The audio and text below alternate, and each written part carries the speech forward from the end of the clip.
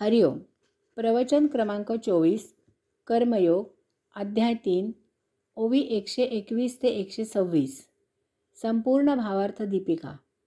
योगदास श्री जयगणेश जोशी यांनी केलेले निरूपण. भावार्थ दीपिका ओवी क्रमांक 121. या यज्ञक्रिया उचिता, यज्ञेशी हवन करिता, हतुशेष स्वभावतः उरे जे जे. ओवी क्रमांक 122. ते सुखे आपले घरी, कुटुंबेसी भोजन करी, की भोग्यची ते निवारी, कल्मशाते. अशा प्रकारे नियतरूपी आणि विहितरूपी यज्ञ करून जे काही सहज उरेल ते आपल्या घरी कुटुंबियांसमवेत मोठ्या संतोषाने त्यांचे भोजन करतो. ते भोजन त्याच्यामधील सर्व दोष, पाप दूर करते. आपण स्वधर्माने प्राप्त स्वकर्मयोग करायचा आणि कुटुंबाच्या चरितार्थासाठी स्वकमाई करायची. या कमाईमध्ये कुटुंबाचा संपूर्ण खर्च भागवायचा. खर्च भागत नसेल तर तो कमी करायचा. 2 गोष्टी कमी उपभोगायच्या. त्याचे दुःख, त्रास, कष्ट, पीडा, हाल, वैताग सहन करण्यानेच आपले प्रारब्ध संचित संपत असते. परंतु या व्यतिरिक्त कोणत्याही प्रकारे अतिरिक्त धन घरी आणायचे नाही. याचबरोबर नियत आणि विहित कर्म करताना आपल्या चरितार्थासाठी धन शिल्लक राहावे म्हणून त्यात कोठेही मुद्दाम काटकसर करायची नाही. नियत आणि विहित कर्म जसे व्हायला पाहिजे तसेच सर्वतोपरी पूर्ण क्षमतेनेच झाले पाहिजे. धन कमी पडत असेल तर ते मिळवण्यासाठी अन्य योगिक मार्ग अवलंबावेत. आपण असे लोक पाहतो की जे एक नोकरी झाली की उर्वरित वेळी दुसरी अर्धा वेळ नोकरी करतात किंवा सुट्टीच्या दिवशी अन्य काही व्यवसाय करतात. जे मिळेल त्यात काटकसर करून भागवतात, परंतु आपला चरितार्थ फक्त स्वकमाईनेच चालवतात. कधीही गरिबीची लाज बाळगू नये.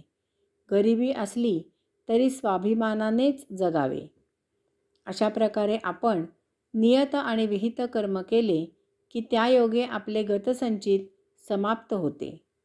हेच ते पाप दोष नष्ट करणे होय. तसेच आपण आपल्या प्राप्त कमाईमध्ये आपला चरितार्थ चालवत असल्यामुळे आपले नवीन संचित निर्माण होत नाही. आपण संपूर्णपणे पापमुक्त, दोषमुक्त होतो. ओवी क्रमांक 123. ते यज्ञावशिष्ट भोगी, म्हणवनी सांडीजे तो अघी, जयापरी महारोग अमृतसिद्धी. ओवी क्रमांक 124.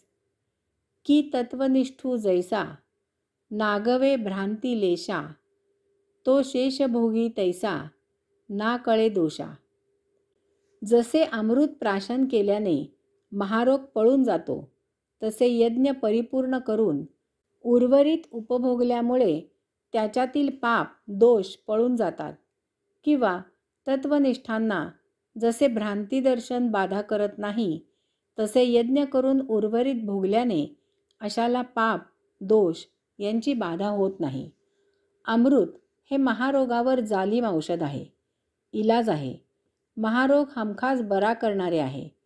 तसे यज्ञ परिपूर्णपणे करून झाल्यावर उरलेल्यामध्ये आपला चरितार्थ मोठ्या आनंदाने चालवणे हा आपल्या गतसंचित पाप दोष यावर जालिम उपाय आहे, इलाज आहे, हमखास नष्ट करणारे आहे.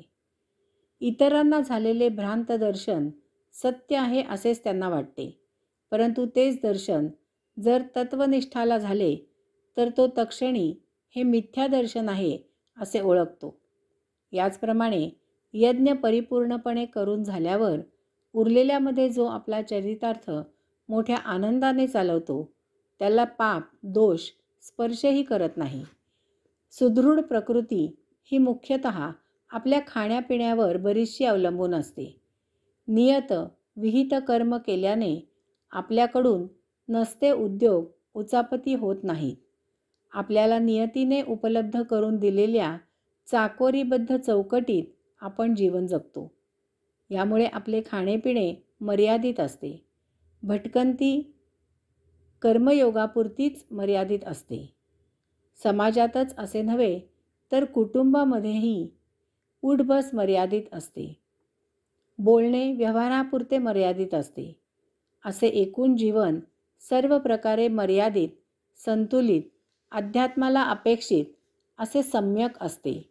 यामुळे अशा या चाकोरीबाहेर काही करायची वेळ आली की आपण सावध होतो आणि जराही मोहपाशात न अडकता आपण अशापासून त्वरित दूर होतो.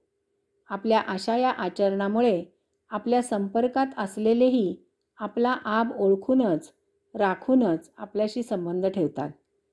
मला आजची परिस्थिती माहीत नाही, परंतु एकेकाळी क्रिकेटची मॅच फिक्स करणे फार बोकाळले होते.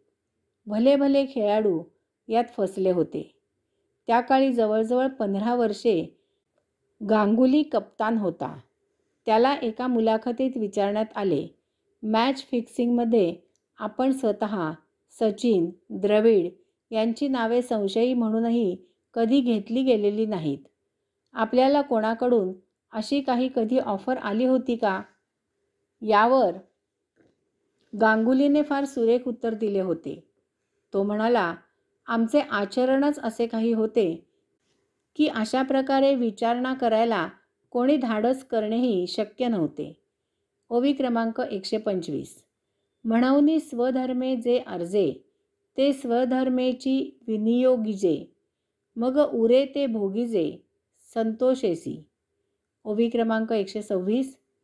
हे वाचुनी पार्था, रहाटो नये अन्यथा, ऐसी आद्य हे कथा, श्री मुरारी सांगे.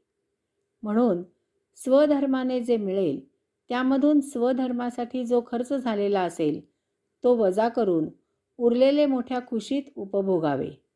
याशिवाय दुसरे कोणतेही काम, क्रिया, कर्म करून दुसरे उपभोग घेऊ नयेत. अशा प्रकारे भगवंत श्रींनी सृष्टीच्या आरंभीची कथा अर्जुनाला सांगितली.